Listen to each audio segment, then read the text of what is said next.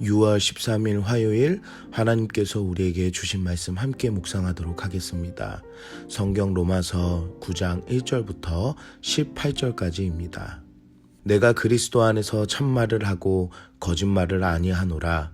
나에게 큰 근심이 있는 것과 마음에 그치지 않는 고통이 있는 것을 내 양심이 성령 안에서 나와 더불어 증언하노니 나의 형제 곧 골육의 친척을 위하여 내 자신이 저주를 받아 그리스도에게서 끊어질지라도 원하는 바로라. 그들은 이스라엘 사람이라. 그들에게는 양자됨과 영광과 언약들과 율법을 세우신 것과 예배와 약속들이 있고 조상들도 그들의 것이요 육신으로 하면 그리스도가 그들에게서 나셨으니 그는 만물 위에 계셔서 세세의 찬양을 받으실 하나님이시니라. 아멘. 그러나 하나님의 말씀이 폐하여진 것 같지 않도다. 이스라엘에게서 난 그들이 다 이스라엘이 아니요 또한 아브라함의 씨가 다 그의 자녀가 아니라 오직 이삭으로부터 난 자라야 내 씨라 불리리라 하셨으니 곧 육신의 자녀가 하나님의 자녀가 아니요 오직 약속의 자녀가 씨로 여기심을 받느니라. 약속의 말씀은 이것이니 명년 이때에 내가 이르리니 사라에게 아들이 있으리라 하심이라. 그뿐 아니라 또한 리브가가 우리 조상 이삭 한 사람으로 말미암아 임신하였는데 그 자식들이 아직 나지도 아니하고 무슨 선이나 악을 행하지 아니한 때에 택하심을 따라 되는 하나님의 뜻이 행위로 말미암지 않고 오직 부르시는 이로 말미암아 서게 하려 하사 리브가에게 이르시되 큰 자가 어린 자를 섬기리라 하셨나니 기록된 바 내가 야곱은 사랑하고 에서는 미워하였다 하심과 같으니라. 그런즉 우리가 무슨 말을 하리요 하나님께 불의가 있느냐 그럴 수 없느니라.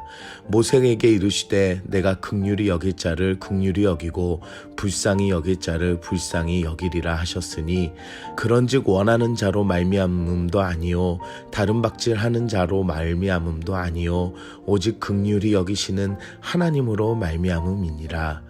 성경이 바로에게 이르시되 내가 이 일을 위하여 너를 세웠으니 곧 너로 말미암아 내 능력을 보이고 내 이름이 온 땅에 전파되게 하려 함이라 하셨으니 그런즉 하나님께서 하고자 하시는 자를 긍휼히 여기시고 하고자 하시는 자를 완악하게 하시느니라.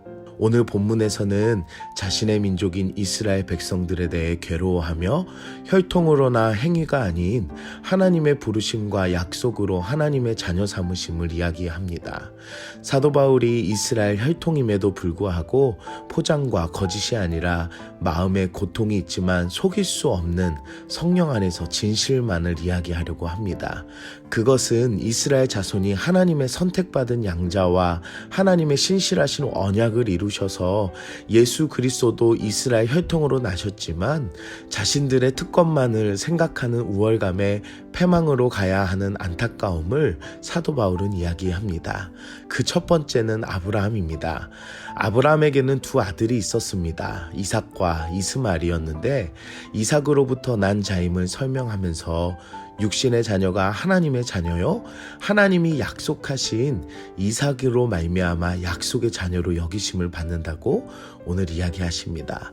바로 육신의 자녀는 이스마엘이며 하나님은 곧 하나님의 약속하신 그 이삭으로 말미암아 하나님의 약속을 이루신다라고 이야기하는 것입니다. 두 번째는 이삭입니다. 야곱과 에서에게서 하나님은 언약의 후손은 아버지 이삭이 원하는 대로가 아니라 하나님께서 야곱과 에서가 태어나기 전에 정하여 부르신 바로 야곱이 됨을 이야기하십니다. 세 번째는 모세입니다. 하나님의 선택은 불의가 아니라 하나님의 고유 권한입니다. 인생의 모든 은혜는 원하는 자나 열심히 수고하는 자도 아님을 이야기하며 긍휼히 여기시는 하나님의 절대 주권임을 이야기하고 있습니다. 사람의 노력이나 위대한 혈통이나 자신의 원함으로 하나님의 은혜를 입는 것이 아님을 이야기합니다. 오늘날에도 여전히 유대교인들은 자신들의 혈통을 다른 민족들보다 위대하다고 여기고 이 땅에 오신 메시아를 거부하고 지금까지도 자신들의 메시아를 기다리고 있습니다. 자신들의 조상이 못 박아 죽인 예수님을 부인해야 자신들의 혈통의 수치가 정당해질 수 있기 때문이라고 합니다. 택하시는 것도 긍휼히 여기시는 것도 구원을 이루시는 것도 오직 하나님의 주권입니다. 사랑하는 성도 여러분, 때로는 하나님의 은혜를 뒤로 한 채 우리의 행위나 내가 생각한 정의가 우선이 되지는 않는지 생각해 봅시다. 사도 바울의 고백처럼 어떻게 보면 이들에게는 특권이었고 놀라운 약속이었으며 은혜였지만 그 모든 것을 자신들의 어리석음으로 부정하고 가리워졌던 것처럼 안타까운 은혜를 내버리는 모습이 되지 않기를 기도합니다. 이스라엘 대부분이 예수님을 거절했다고 해서 약속의 말씀이 성취되지 않지 않습니다. 하나님은 반드시 하나님의 뜻을 이루시고 역사하십니다. 오늘도 하나님 안에서 이 놀라운 은혜들을 동참하는가, 아니면 반대에 서서 완악한 마음에 서는가를 생각해 보아야 합니다. 우리 삶의 놀라운 구원의 은혜에 동참하시는 여러분들 되시길 기도합니다. 오늘 우리는 무엇을 적용할까요? 구원의 은혜는 혈통과 행위가 아닌 하나님의 은혜입니다. 이스라엘 백성들은 놀라운 하나님의 은혜를 경험하고도 자신들이 얻은 은혜와 특권에 넘어지고야 말았습니다. 자신들을 스스로 교만하게 여기며 하나님이 주신 율법을 남을 비판하는 데 사용하는 것은 결국 그 안에 자리 잡은 죄였습니다.